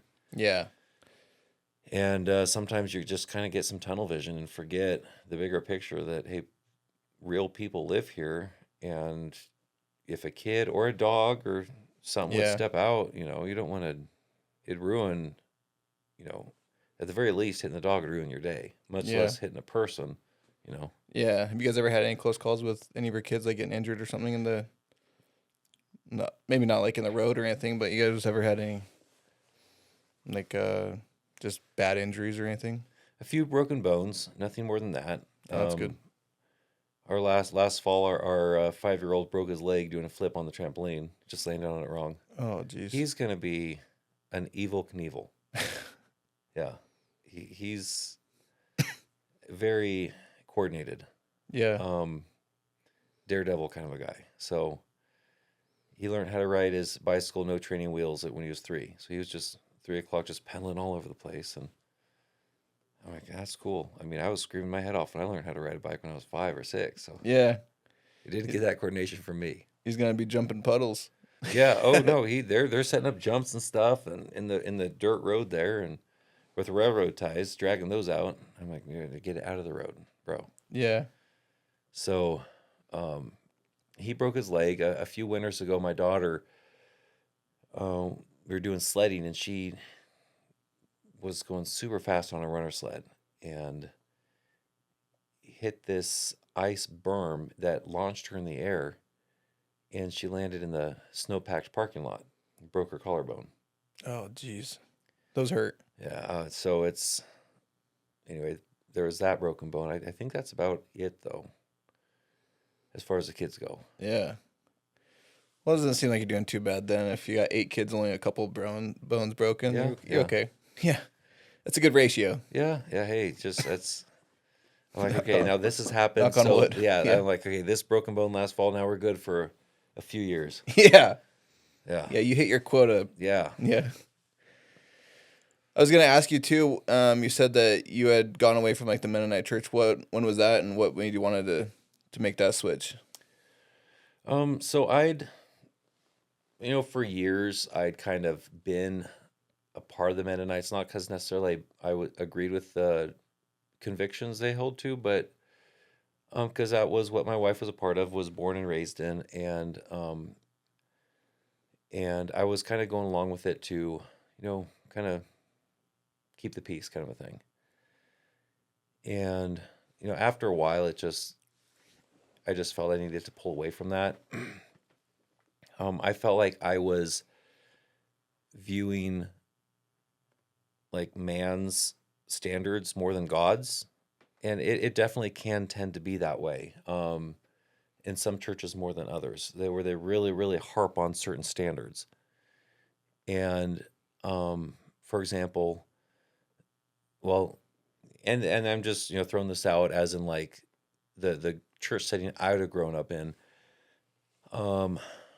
Some of the nitty gritty Mennonite things that maybe what they would call community people might not know about. For example, some of the standards that the women's dresses, for example, that they're a certain length from the ground, can't be a certain height or much lower, for example, depending on the church group. The flower size on the dress, some churches the flower can't be any bigger than a dime. Some have it the size of a quarter, and some don't have a flower size standard for the women's dress. As far as guys go, some churches it's okay to wear light colored pants to church, and other churches it's not. Just some stuff like that every church kind of has its own thing. Yeah. And it's easy to, when you're going back and forth between those different things, it's easy to go, okay, I'm doing this, so like conservative versus liberal. There's more conservative churches versus liberal, and it's easy if you're more conservative to think, hey, I'm living a holier life than them, kind of a thing. Yeah. And vice versa. The liberals can look and go, hey, they're living in bondage because they feel they have to follow all these things, type of thing. And it can be very, how would you say it? It just tends to, it can really tie you up in a way that you're more focused on these outside traditions rather than what God wants you to do, which is how I found myself tending to. That I was more worried about what people would think than what God would think. And it's easy to have sin in your life when you do that. I mean, our standard needs to be God, needs to be the Bible, number one. And however God leads you from there, whether it's a Mennonite or an Amish or a Baptist or however, let God lead that direction, kind of a thing. And and it, for me too, and maybe this was also because I wasn't, necessarily raised all the way in a Mennonite church. It was hard for me to understand a lot of the different things that they held as very important. So maybe I do something and yet not be checking all the boxes somewhere else, and it just didn't seem like I could really do everything they expected me to. Always kind of missing it somewhere. Yeah. And so I was like, you know what, that you guys do you, I'll do me, kind of a thing. Let's just both focus on pleasing God. Yeah. So, Yeah. And how long ago was that? So I probably pulled out from the Mennonites officially a little over a year ago. Okay. It kind of got to a point as well where I didn't agree with different maybe practices. I mean, like I didn't like talk against them, but it did it did flavor the way I thought, though. I'll put it that way. So like if we'd be having a meeting or something, we're discussing something, and I would give my opinion, I was tending to notice that it wasn't what others were comfortable with. And I was like, you know what? In a way, it also wasn't being fair to them. Because this is a tradition, this is a lifestyle they're content with, that they feel God wants them to do it. And if I'm kind of bringing in, my thoughts and opinions that aren't part of their tradition because I don't agree with them, then in a way, it wasn't being fair to them either. You know what I mean? Yeah. And putting them in a hard position. And I was like, you know what? Let's just make it easy. I'll just, remove my membership. So, Gotcha. yep. Yeah, man. It's been good knowing you. Like, I've learned a lot from you, and you have a lot of knowledge in the Bible, and and I think you've been able to help a lot of people out just from what I've seen, Hmm. just from like the different brothers and stuff, and so I think you're you're way knowledgeable. Like It's all about, and that's the thing is yeah, I love knowing the Bible, but am I putting it to use? I mean, it's a dude can have the Bible memorized, but if he isn't actually living how God wants him to, then it's useless to him, you know. yeah, So I mean, yeah, I love the fact that I do have a lot of Bible knowledge in some proportion at least, but it's worthless to me if I'm not putting it to use, you know. yeah, So that's, and then when I hear guys say, "Oh, you know a lot about the Bible," I'm like, "Thank you," but that really, in God's eyes, that's not really what's important, you know. education without application doesn't really mean anything. Exactly, yeah, Yeah. Yeah, no, I think that's a big thing just in anything is that, I have all these books in here and I can read them all I want, but if I don't do anything in them, Mm. what does it matter? Yeah, You're just pleasing yourself by saying I'm reading these and I know everything, but it's like if you're not putting them in application, then you're wasting your time. yeah, and I like to, you know, if I can use what God has kind of shown to me, you know, that my Bible knowledge to help other dudes, you know, that to me, that's my goal. Yeah, obviously help me in my personal battles, but if I can use it to point other guys to Jesus and help them through, you know, hard stuff they're dealing with, to me, that's what it's all about, you know. Yeah. Yeah, and I like that. I mean, you're starting your new journey now with like the fitness content and stuff, and you're weaving in, also things about the Bible into it, and just another strength thing, like mentally strength or mentally strong and spiritually strong, and all these things. So I think that's really important. I've always said, or I haven't always said, but recently after I lost my weight, and then I, gave up drinking and got in shape, and then the following year I got into going to church, like, man, my life's just changed so Mm. much just Wow. doing those two things of just faith and fitness. Yeah. I mean, the fitness side was a lot of it, but then the faith side just really like brings everything together, Yeah. But I always tell a lot of people, like, if you don't know where to start with your life, like, those are the two areas. Like, get your body together, get your mind together. Mhm. It's crazy how faith and fitness just go hand in hand. I mean, there's so many comparisons that are just in line with each other. Um, you know, and I just mentioned this on one of my recent posts how, you know, trials don't make a dude's character stronger. They don't. It's not the trials, it's how we push against those trials. Just like the weight. I mean, getting a pair of dumbbells, they don't do you no good sitting on the floor. You got to use that weight as to make yourself stronger. And same with the trials or other stuff that gets thrown at you. How you push against those is what makes your character stronger. So, you know, all this stuff, folks like, oh yeah, you know, these trials make you stronger. It's like, no, they don't. They don't make you stronger. Uh, um, not if you, not unless you deal with them in a way that makes you stronger. Make choices, whether it's a death in the family, which we've been through that. Wife and I had our daughter, our first daughter died. You know, stuff like that, super rough stuff, or maybe it's financial, trying to make, you know, ends meet, you know, just all sorts of stuff. You know, don't don't let those things make you a bitter person. Let them make you a better person. And that's our difficult time in Uruguay. That's something I would continually say to myself. 'Cause it was super rough down there with some of the guys that I thought had my back, kind of a thing. That turned out didn't. And we were by ourselves down there. I mean, away from family and friends. Just I relied on these, you know, four other dudes.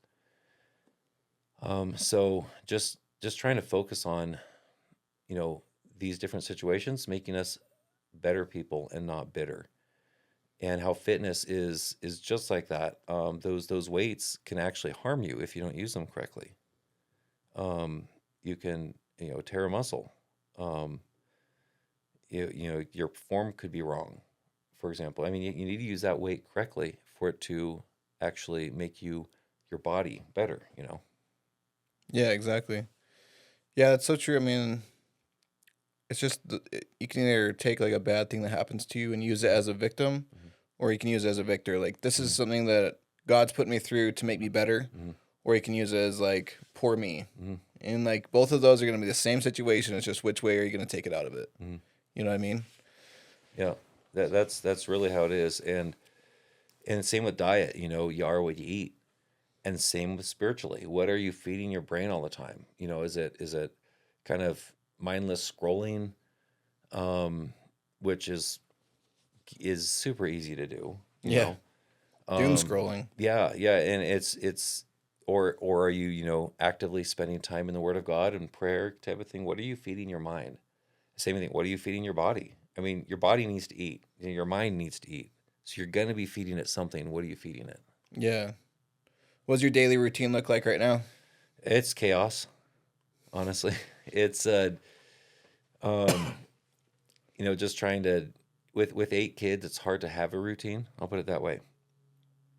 Our 1-year-old likes to wake up. We have those noisemakers in each room Hmm. that it kind of does white noise to help drown out when people are getting up. Yeah. But there's usually at least 2 or 3 kids get up at night to use the restroom and ask for help, kind of a thing. Our daughter, our 1-year-old, can get out of her crib now by herself. And when she does, she turns off her noisemaker, whether it's 3 in the morning, and turns on the light. And so the night can get a little bit interrupted. So my goal is to get up at 5. But depending on the night, I'm like, you know what, I gotta get some sleep or I'm gonna be shot. Yeah. So depending on the night, I might not get up till 6:30. Um, but I like to first off, spend time in the Word of God and prayer. If time's cut off, then I at least get in prayer. The Word of God, super important. But I also feel you can use that like listen to it in audio, like if you're on the road or something. So it doesn't necessarily have to be sit down and read, although that's good. But the Word of God was audible. Most people only had access to, like, let's say in the Old Testament, Moses talking the Word of God. They didn't have access to the scrolls. They couldn't read. Same with in the New Testament, Jesus. They would hear the scriptures taught in the synagogues. People didn't have access. So the spoken Word of God is just as valuable. You can get a lot out of it. Rather and just sitting down and reading the Bible and meditating on it, that's awesome. But if you're out of time, running short on time, you're on the road, listen to I have an audio Bible. Definitely that's another way to keep feeding your mind good stuff. Yeah, for sure. What's your workout split looking like right now? So I have a coach right now. I'm not quite sure. I think it's push pull legs, but he has me on, day off, so every other day. Okay. Um, so we're trying to mix it up a little bit right now. I'm not quite sure where he's going to go with it, but right now it is a push pull legs. Yeah. Mhm. Yeah, Charlie's got you going, man. I know you were telling me about your diet. You're bulking up. You're I'm getting I'm trying. It's so hard to. you're bulking up, but you're losing fat. So That's which is what we want, but it's I never was a big eater, so eating a lot of food is hard for me. Um, I usually when I reach my limit, I'm done. If I eat more than that, I get sick. So I never was a big eater. So now that I have to intake, 4,000, 4,500 calories a day, I ended up buying some of that mass gainer, which has a lot of calories in it, a lot of carb and protein. mhm. So I've been topping off with that to help me reach my calorie count. So that's been good. That's really helped. I can drink stuff. I can drink stuff great. Sometimes if I need to have my rice, I'll just blend it in water and drink the sludge. I mean, Yeah. yeah, it's gross, but I can drink it okay. That's why I blend raw eggs. I can drink that okay, but I can drink 9 eggs fine. Now sitting down and eating 9 eggs, I can't do that. But I can Yeah. drink 9 eggs just fine. The yolk and all. Yeah, yeah, yeah. As long as the yolks are popped. I've tried it before without popping the yolks. It gets stuck in my throat. That's not too good. Oh, jeez. Yeah, it was kind of gross. Yeah. I remember I had to eat a raw egg one time as a punishment when I was a kid because I was swearing a lot, and my dad was like going through different, soap or he was just trying to find something that stuck. And I remember trying an egg, and I was like, "This is disgusting." Hmm. I can do the egg whites right now, but I can't think about doing a yolk. I don't know. A lot faster too. And, that's the thing is is I don't have a lot of time in the morning, especially if the night's been rough. Yeah.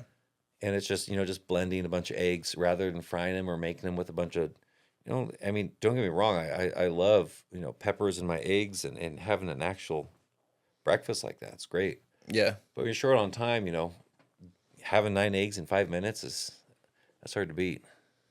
So what made you want to get started at posting fitness content? So I'd been kind of actively sharing different advice with buddies and whatnot.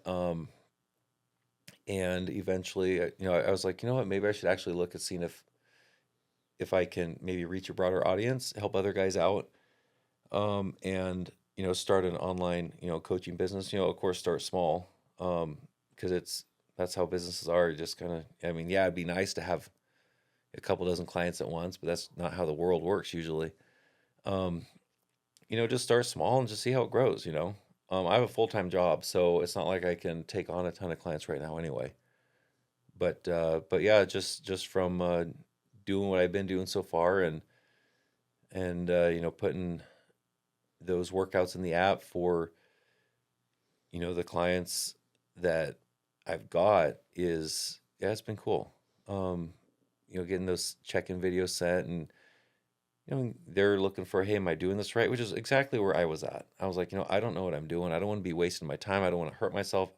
I got into this when I was like 37, 38, something like that. And I'm like, you know what? I'm past my prime time to build muscle. So I don't want to waste a bunch of time. I want to get going on this.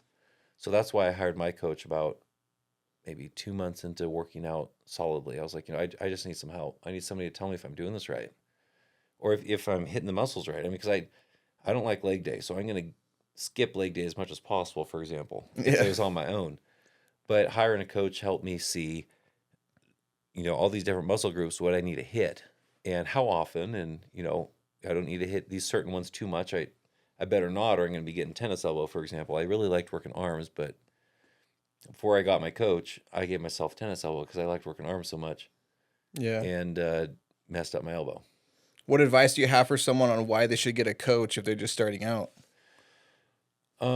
So to give them structure, that'd be a big thing. So they're not spending a bunch of time trying to figure out what their workout should be.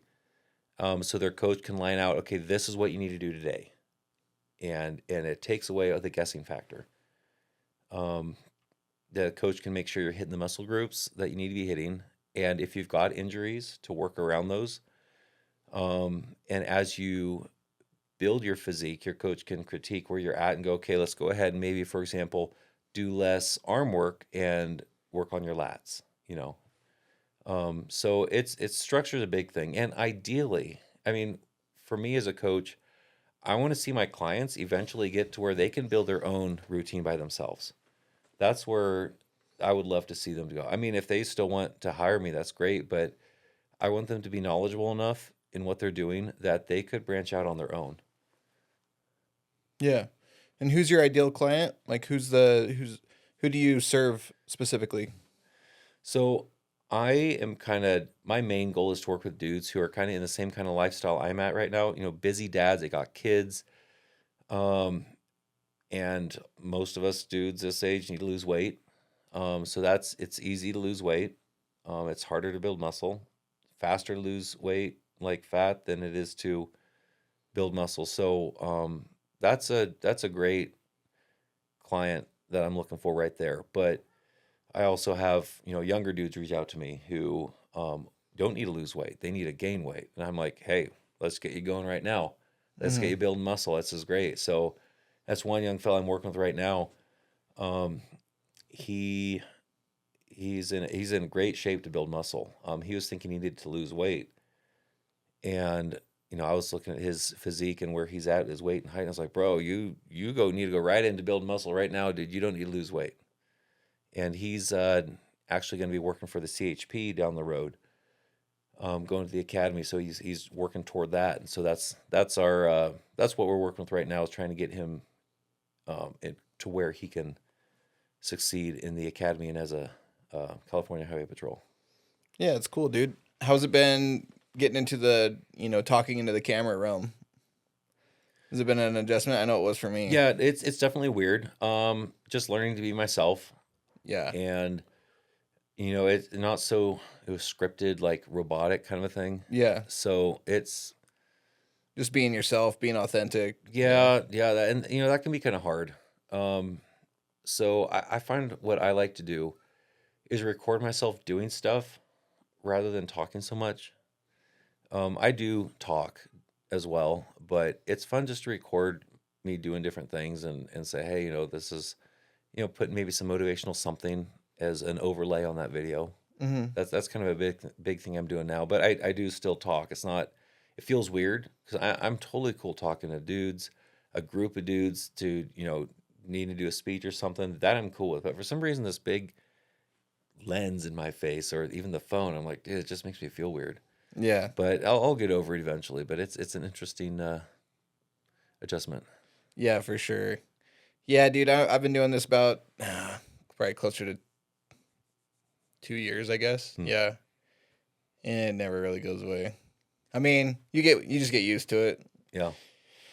Once you realize, like I think the power of intention behind it is like there's some people out there that can't afford my services, and I still want to be able to give them value so that they can still get results without having to pay if they can't afford it, and that's fine because I've been there too and not being able to afford stuff. Exactly. But yep. if you want, it's like you go to YouTube and you can't afford a mechanic to fix your car, but you'll go to a YouTube video and he'll show you how to do it yourself.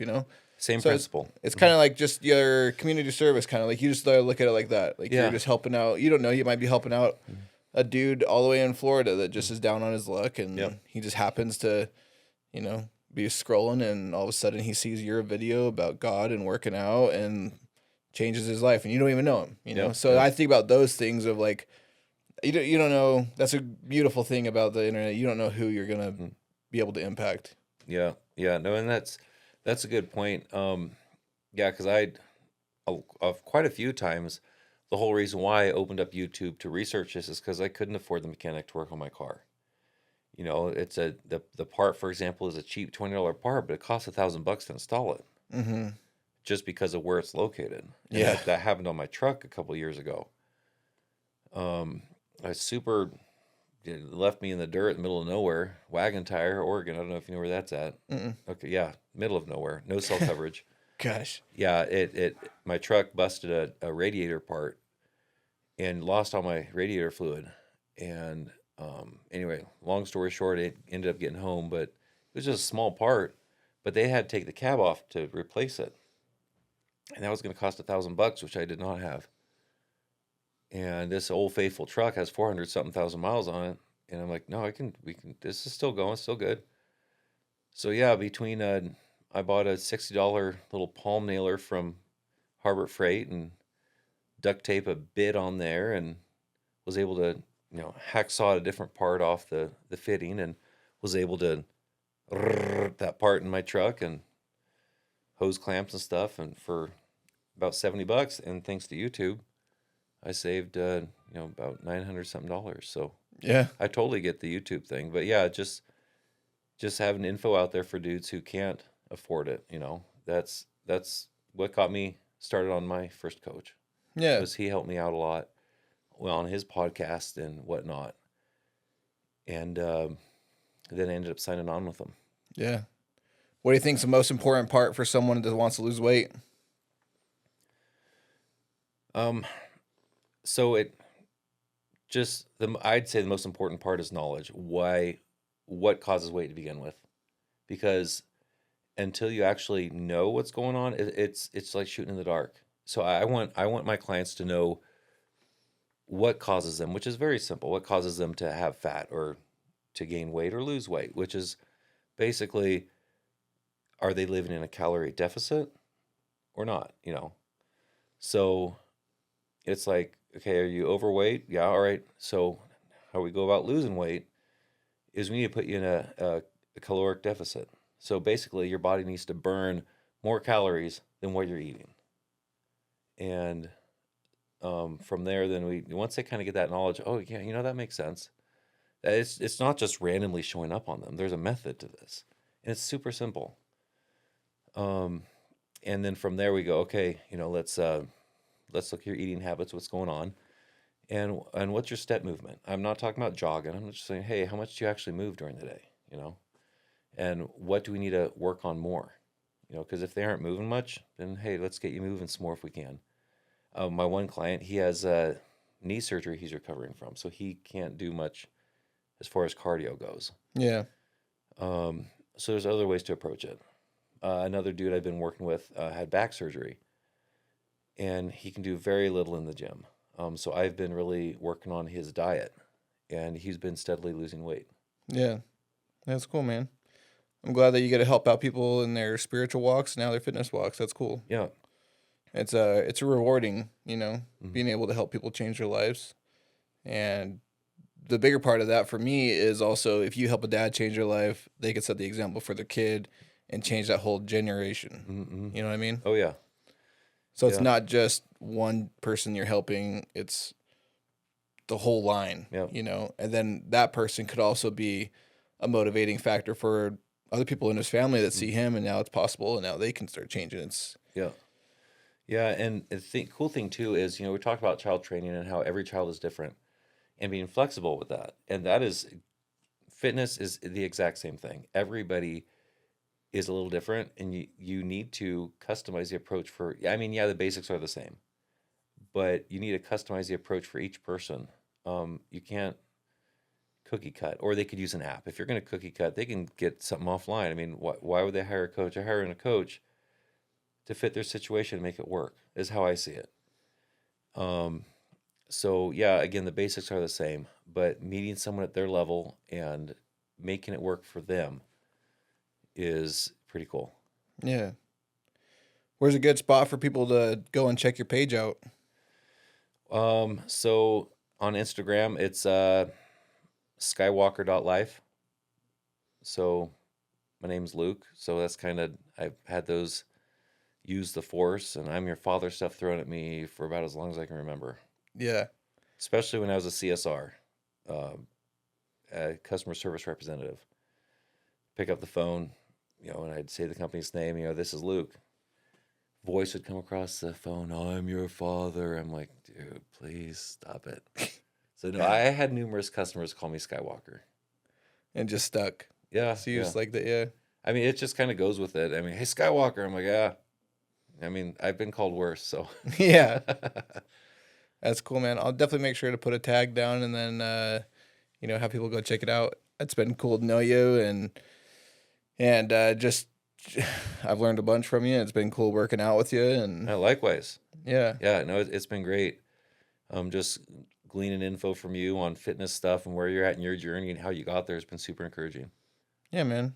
It's just sometimes you just got to share your story with people and let them know that's where you came from too. It's like we all put our pants on one leg at a time. Like I'm not really any different than you. It's especially if you could share with them. Like I used to be overweight too, dude. Like I get it. Oh yeah. That's me being an overweight truck driver is kind of what got me into fitness more.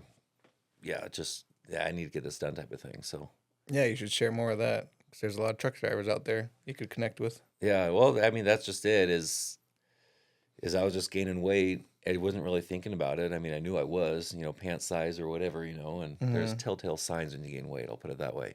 Yeah, you start getting out of breath playing with the kids, or even just trying to tie your shoes or anything. And so when I had my my checkup, you have a 2-year checkup. If you're healthy, it's 2 year. If you're suspicious, then they do it every year. Yeah. So I had my 2-year checkup, and the doctor was like, "Well, now you're kind of in the overweight bracket now." And I was like, "Oh, really?" And he's like, "Yeah." He's like, "But it's not necessarily all fat. There's muscle in there too, but you are in the overweight bracket." And I was like, "All right, well, I guess I've dabbled in fitness before then, but never really got serious." So at that point, I was like, "All right, I gotta get this going." So at that point is when I got serious and got a few pieces of equipment, yard sale and whatnot to put in my garage because I didn't have access to a gym. Mm-hmm. So yeah, yard sale or Craigslist. That's where I started. Yeah, I've seen pictures of your gym. It looks pretty sweet. Now I've built on it. Yeah, so I've got a few newer pieces, off of Amazon or whatnot. But that's yeah, I only started going to the gym in the last maybe 4 months. Yeah. Working with equipment and machines that are very muscle specific. Mhm. especially with I have problems with my one knee. So using some of that special leg equipment is really cool. Yeah. Cool, dude. Well, thanks for coming on, and hopefully this message gets out to a bunch of people, and you can make some good impact, dude. Yeah, absolutely. Thanks for having me. Yeah.